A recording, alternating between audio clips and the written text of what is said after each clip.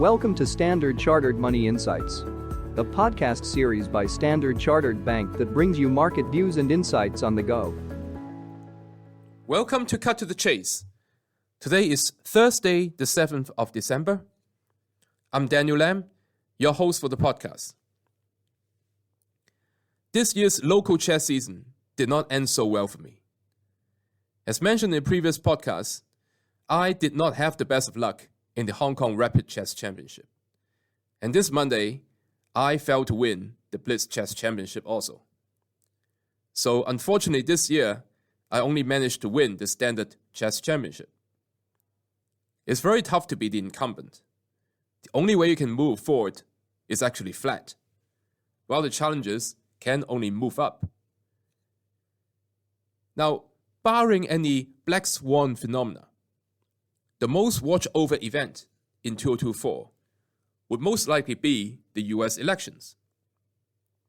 The incumbent, President Joe Biden, his average approval rating fell to below 40% at the start of December, while his disapproval rating rose to 55%. He lags former President Donald Trump by 2% in average head-to-head polling for the 2024 elections. Now, statistically, this is still a tie, but it's not a good sign for Biden, considering how the US economy had been surprising to the upside this year. Moreover, the share of independent voters who call themselves Democrats in November collapsed to 40% from a peak of 51% back in 2021 when Biden was inaugurated. Voters are not so happy with the two-party duopoly and the prospect of another Biden versus Trump rematch in 2024. So the percentage of voters who identify themselves as independents rose to 40%, which is very close to the peak of 47% back in 2013. So if you take all this info together, i.e. the rise in percentage of independent voters, and also the drop of independents who have Democrat leanings, this is yet another minus for the Democrats.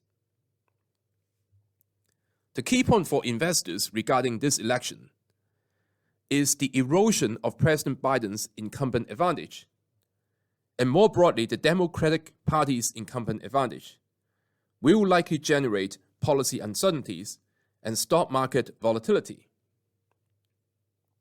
The reason is that a lame duck Democratic administration will face massive inhibitions in foreign policies.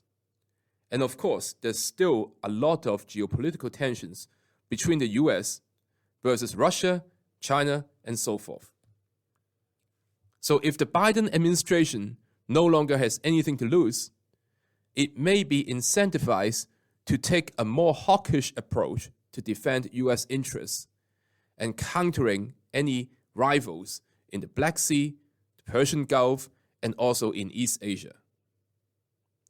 Now, by the same token, the world would increasingly anticipate the return of President Trump, who favors unilateral over multilateral policies, and thus implies a more hawkish US foreign policy.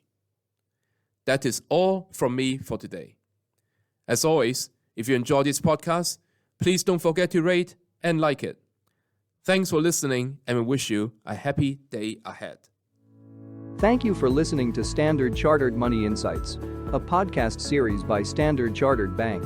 For more details, visit Market Views on the Go on our website or click the link in the description.